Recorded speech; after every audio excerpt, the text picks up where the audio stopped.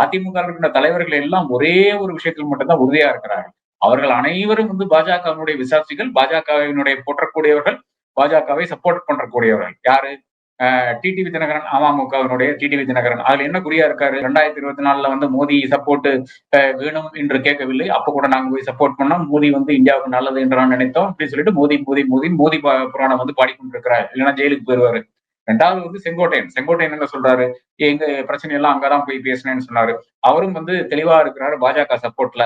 ஓ பன்னீர்செல்வம் இந்த மாதிரி ஒரு விசுவாசியை பார்க்கவே முடியாது. அதாவது பிரதமர் 2024 தேர்தலுக்கு வாரணாசியில போய் மனு தாக்கல் செய்யும் போது இவரும் மகனும் போய் அங்க போய் நின்று அதற்கு வாழ்த்து தெரிவிச்சுட்டு வந்தாங்க. அதன் பிறகும் போயிருக்கிறாரு. இந்த மகா கும்ப மேளாக்கெல்லாம் போயிருக்காரு. சசிகலா இப்பதான் ஜெயில இருந்து வெளியே வந்திருக்காங்க. அவங்களுக்கு போக வேண்டிய அந்த ஒரு திரும்பி ஜெயிலுக்கு போக வேண்டாம் என்ற ஒரு நிலையில் இருக்கிறார்கள்.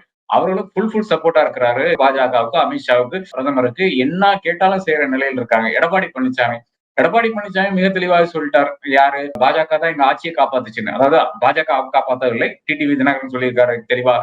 நாங்க தான் காப்பாத்திருக்கோம்னு சொல்லியிருக்காரு. ஏன்னா கடைசியில் நம்பர்ஸ் தானே, பிஜேபிக்கு நம்பர்ஸ் இருக்கு அசம்பிளியில. கடைசியில் யார் ஓட்டு போட வேண்டும்? ஏடிஎம்கே எம்எல்ஏஸ் தானே ஓட்டு போட வேண்டும். அவங்க தான் ஓட்டு போட்டு காப்பாத்தி இருக்காங்க. இதுல மாற்றுக்கிறதே இருக்க முடியாதுன்னு இருக்கிறேன். அப்போ எல்லாரும் தெளிவாக இருக்கின்ற ஒரே ஒரு விஷயம் என்னன்னு பாத்தீங்கன்னா இந்த ஒரே ஒரு விஷயம் தான்.